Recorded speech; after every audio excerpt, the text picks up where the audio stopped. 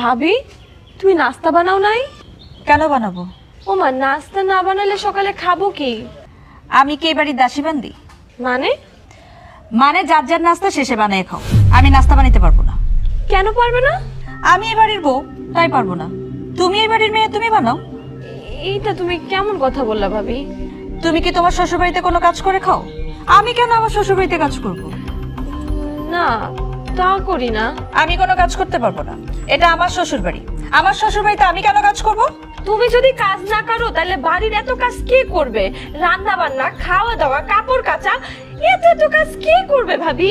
সেটা তোমার আর তোমার ভাইয়ের সিদ্ধান্ত, কে করবে। আচ্ছা কি ব্যাপার, তোমরা কি নিয়ে এত তর্ক করতেছো? ভাইয়া দেখো না, ভাবি সকালে নাস্তাও বানায় নাই, আবার এখন বলতেছে যে ঘরের কোনো কাজ সে করতে পারবে না। কি কি কস? কি ব্যাপার বউ? চুমকি কি কয়? হ্যাঁ, আমি সিদ্ধান্ত নিছি, আমি আর কোনো কাজ করব না। তাহলে কে করব? তোমার বোন করবে।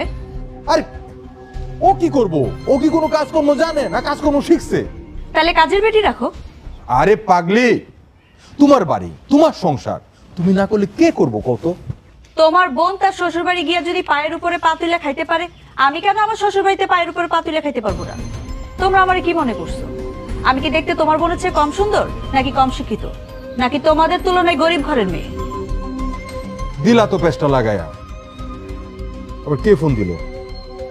ও হ্যালো, কি দোকানে কাস্টমার আইছে? আরে দোকানে বসা, আমি এখনই আইতেছি। ঠিক আছে, বসা আইতেছে।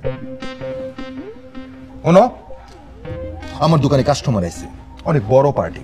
তোমাদের সাথে কথা বলার সময় কিন্তু আমার নাই, বুঝছো? এখন তোমরা কে রান্না করবা, কে কি করবা আমি কিচ্ছু জানি না। আমি দুপুরে এসে খামু, এটাই আমার শেষ কথা। ওকে?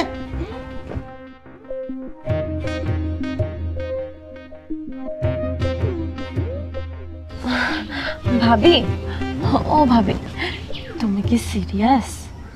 শোনো, তোমার ভাইয়ের ব্যবসায় আমার আব্বা টাকা ইনভেস্ট করছে। আমার আব্বা যদি টাকা না দিত, তোমার ভাই এই ব্যবসাটা দাঁড় করাইতে পারতো না। এই বাড়িতে পায়ের উপরে পা তুলে আমি না খেলে কে খেবো? তোমার কি আমার দাসীবান্দি মনে হয়? এখানে খাড়ায়া না থেকে তাড়াতাড়ি যাও, নাস্তা বানাও। আর শোনো, তাড়াতাড়ি কাজ শেষ করবা। এরপর পুরো উঠান ঝাড়ু দিবা। আর কাপড় ধোয়া লাগবে। আমি বালতি ভরে কাপড় আনতেছি, সব কয়টা কাপড় কলপারে বসে ভালো করে ধুবা। দেরি হয় না যেন।